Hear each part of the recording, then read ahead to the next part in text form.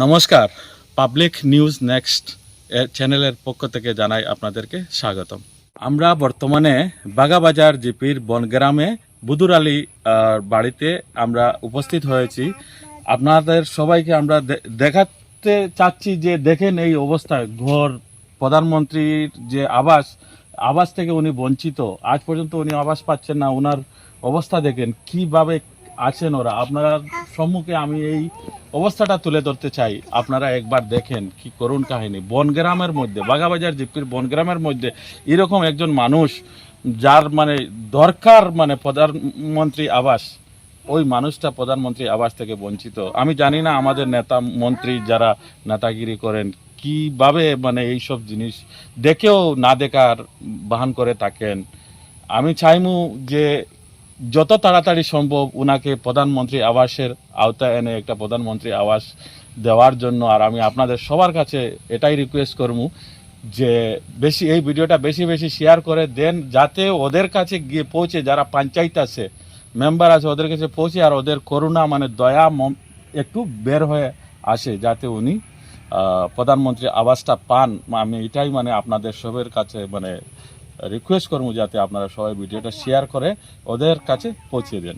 বর্তমানে আমরা বুদুর আলীর ঘরের ভিতরে প্রবেশ করে দেখি ঘরের অবস্থাটা কিভাবে।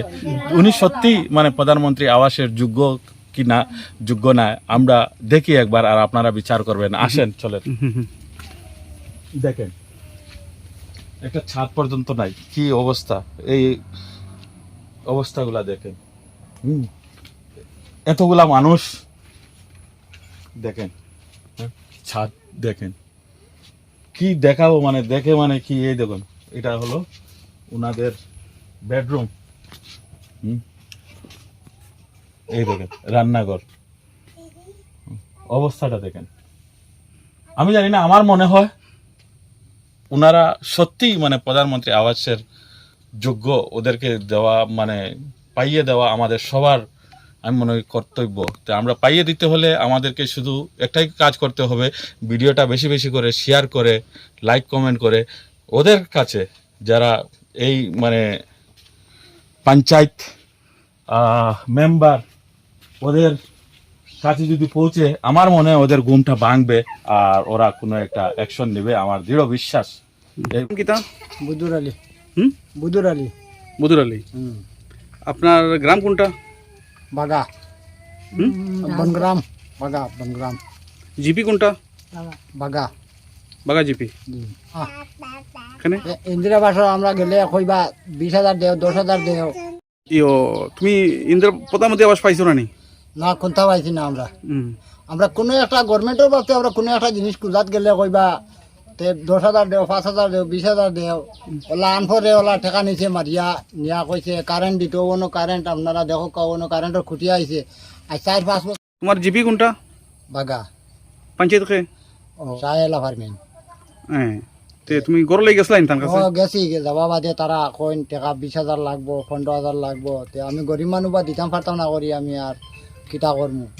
আমি ফাড়ে জঙ্গলে কাম করিয়া খাই, আর তখন আমার খবর সাহেলা ফার্মিং। তার নাম গেছলাই নি? গেছি।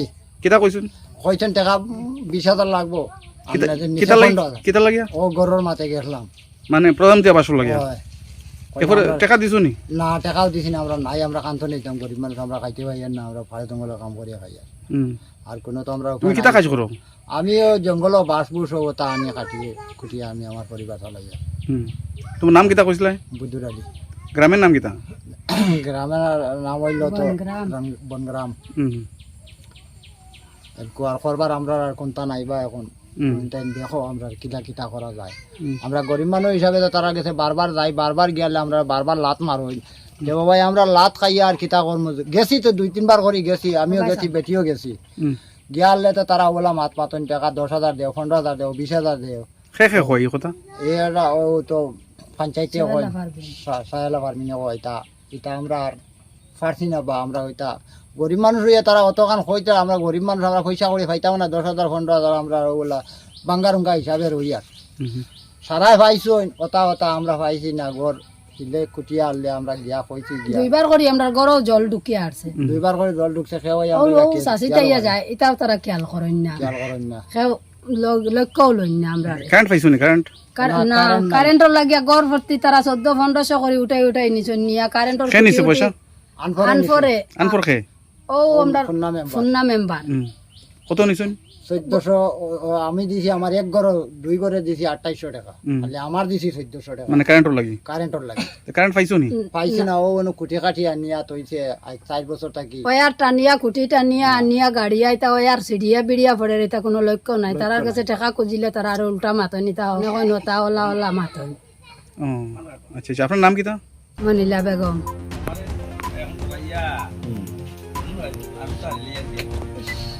আমি কইছি না নাকি তখন আর আমার কিছু খাওয়া লাগতো না তো না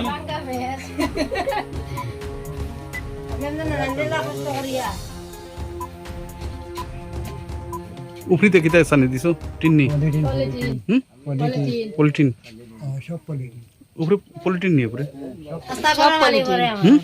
আমার ঘরে রাস্তা করে মাটিয়া ঘর ভানি পড়ে তো এখন বর্তমানে টাকার জায়গার খুব কষ্ট টাকার অবস্থাও ভালো নাই বাচ্চান কাচ্চান তার লইয়া রাইত বেশ কষ্ট করে